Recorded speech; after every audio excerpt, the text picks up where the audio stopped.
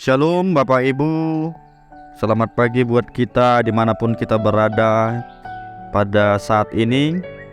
Kembali lagi kita kepada edisi renungan harian kita yang boleh kita dengarkan sebelum kita memulai aktivitas kita untuk satu hari ini.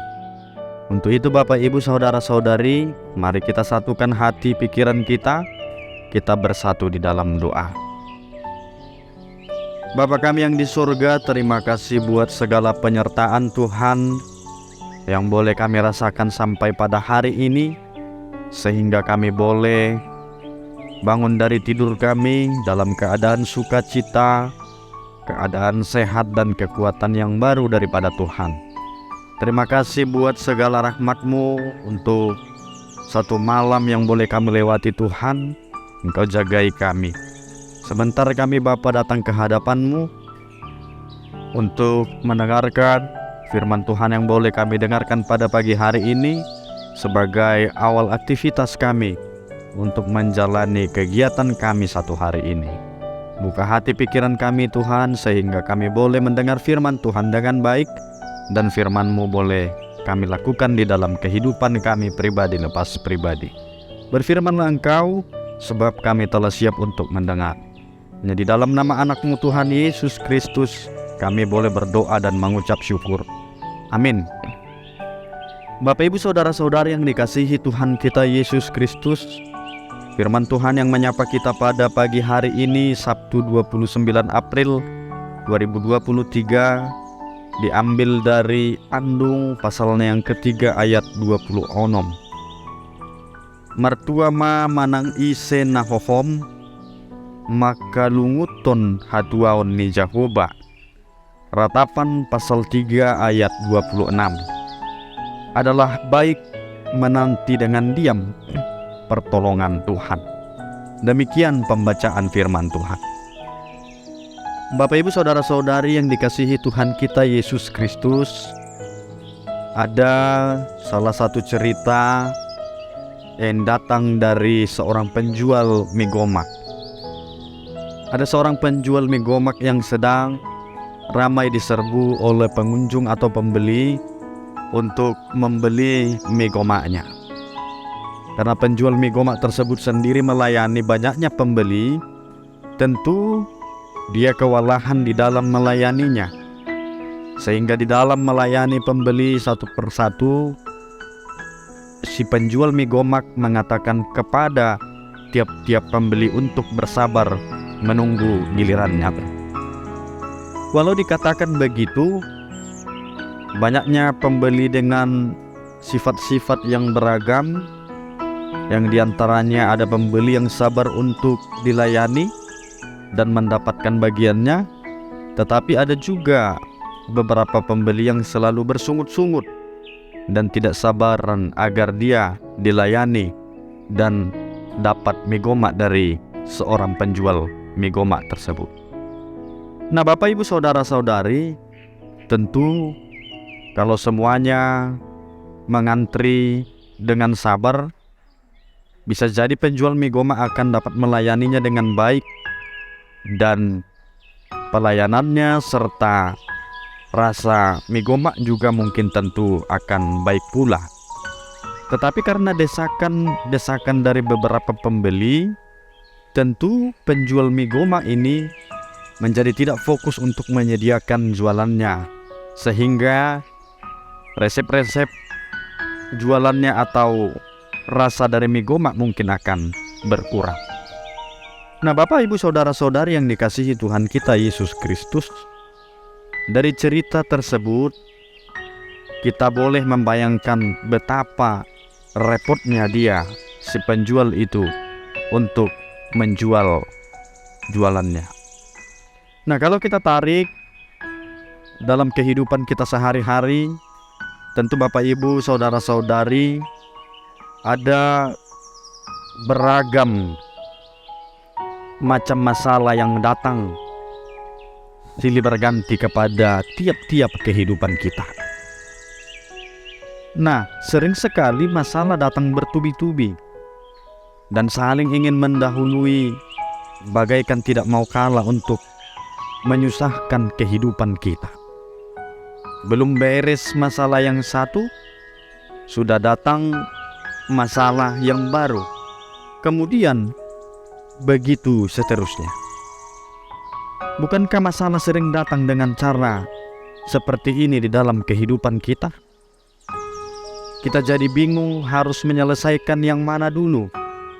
Dimulai dari yang mana dulu? Bingung bagaimana bisa keluar dari tumpukan masalah-masalah yang selalu datang. Apalagi kalau masalah-masalah ini enggan meninggalkan kehidupan kita. Kita dicekam merasa panik menghadapi serangan masalah seperti ini. Nah, Bapak Ibu Saudara, Saudari, bahkan berdoa meminta pertolongan Tuhan untuk membantu kita dalam menghadapi permasalahan. Kita sering merasa bahwa seolah-olah Tuhan sedang terlalu sibuk untuk mengurus kita. Di tengah terpaan bertubi-tubi seperti itu, kita bisa jadi cepat kehilangan kesabaran, lalu bergegas mencari alternatif-alternatif lainnya. Di sana ada banyak jebakan yang bisa membuat segalanya menjadi lebih runyam, membuat kita semakin menjauh dari Tuhan, dan akhirnya menjerumuskan diri sendiri ke dalam jurang kesesatan. Kalau tidak separah itu, kita bisa bermasalah dengan kesehatan seperti tekanan, stres, depresi, kehilangan kontrol diri, darah tinggi, dan lain-lain apabila membiarkan kepanikan melanda kita. Nah, Bapak Ibu Saudara-saudari, sebelum ini semua terjadi, ada baiknya kita mengetahui sebuah tindakan penting yang dianjurkan beberapa kali di dalam Alkitab sebelum terlambat.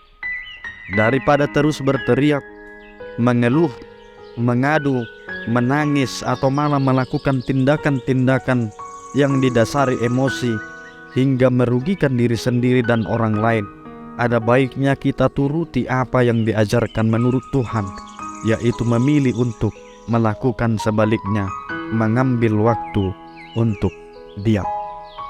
Bapak Ibu Saudara, di dalam ratapan ini ada sebuah ayat yang mengingatkan kita dengan hal ini. Dan tentu firman Tuhan yang pada hari ini mengingatkan kepada kita adalah baik menanti dengan diam pertolongan Tuhan. Mengapa baik bagi kita untuk diam dalam menanti pertolongan Tuhan? Karena dengan diam kita bisa terhindar dari berbagai godaan yang menyesatkan. Dengan diam kita bisa fokus mengambil momen perenungan, introspeksi ke dalam diri kita, mencari tahu kalau ada yang masih belum kita bereskan. Dengan diam pula kita bisa terhindar dari mengambil langkah-langkah yang hanya didasarkan kepada perasaan emosional, tidak rasional dalam memutuskan. Dengan diam itu bisa mencegah kita untuk melakukan kesalahan-kesalahan yang hanya akan menambah masalah.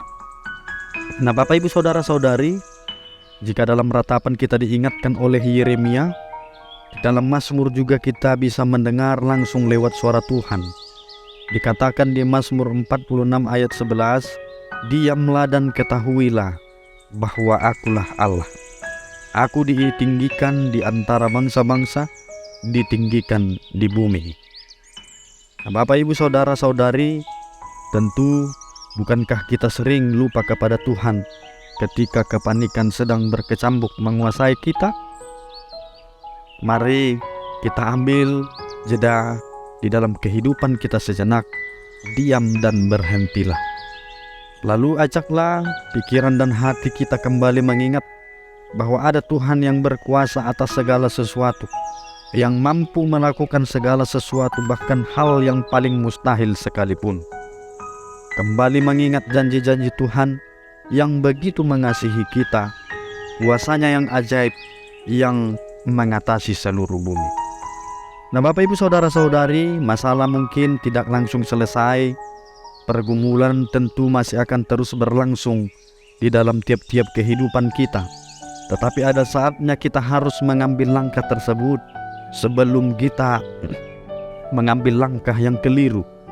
Di samping itu, adalah jauh lebih baik bagi kita untuk diam ketimbang terus mengisi hidup dengan keluhan, dan kata-kata lain yang negatif, yang bukan saja merugikan kita sendiri, tetapi juga akan menambah lebih banyak lagi masalah. Dalam menghadapi masalah atau serangan-serangan dari masalah yang beruntun, kita akan terpancing untuk sibuk melakukan segala sesuatu tanpa pikir panjang, dan akan terus kecewa apabila situasi tidak kunjung menjadi baik, mesti kita sudah mati-matian berusaha mengatasinya. Waktu itu terjadi, kita sering lupa bahwa sebenarnya kita harus mengambil waktu untuk diam, lalu mendatangi Tuhan. Duduk diam di hadiratnya untuk mendengar suaranya, menikmati kedekatan terhadap Tuhan yang sangat mengasihi kita, menyerahkan segala permasalahan kita ke dalam tangannya, dan mengizinkan kehendak serta rencananya turun atas kehidupan kita, karena itulah yang terbaik. Bapak, Ibu, Saudara-saudari, di Matius 11 ayat 28 dikatakan, jangan lupa bahwa Tuhan sanggup menghadirkan kelegaan, bahkan menggendong, menanggung dan memikul dan menyelamatkan kita sampai kapanpun.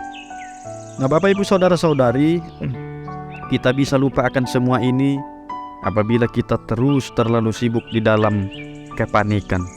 Kita lupa bahwa di atas segalanya ada Tuhan yang berkuasa lebih dari apapun yang ada di dunia ini. Kita lupa bahwa ada Tuhan yang kuasanya tak terbatas, melebihi kemampuan kita yang terbatas. Sekali lagi melalui firman Tuhan ini, kita lihat lagi suara Tuhan. Diamlah dan ketahuilah bahwa akulah Allah. Aku ditinggikan di antara bangsa-bangsa, ditinggikan di bumi.